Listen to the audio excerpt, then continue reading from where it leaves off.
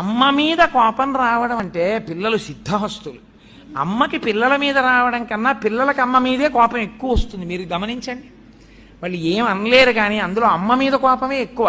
ఎందుకంటే అమ్మ కోపం తాటాకుల మంట, అప్పటికప్పుడు దెబ్బలాడుతుంది. ఎన్ని మాటలు చెప్పినా లేవవు, గబగబా తెమలవు. 8:30కి కాలేజీ బస్సు వచ్చేస్తుంది. 18 ఏళ్ళు వచ్చాయి, ఇప్పటికి జడ వేసుకోవడం రాదు, వారం తలంటి పోసుకోవు, వాసన అని ఇలా ముడుతూ ఉంటుంది.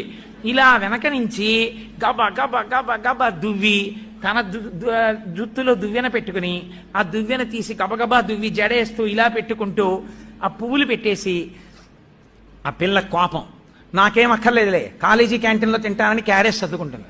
మళ్ళీ కడుపు గుడగొడలు ఆడుతోందంటావు, మీ నాన్నలా నీ కడుపు మంట వ్యాధి ఒకటి రా అని గబగబా కాస్త పెరుగు అన్నం కలిపి నేను పెట్టేస్తానులే, నువ్వు బాక్స్ సర్దుకో ఈ లోపల అని గబగబా గబగబా ముద్దలు పెట్టేస్తాను. తిట్టినామే పెట్టి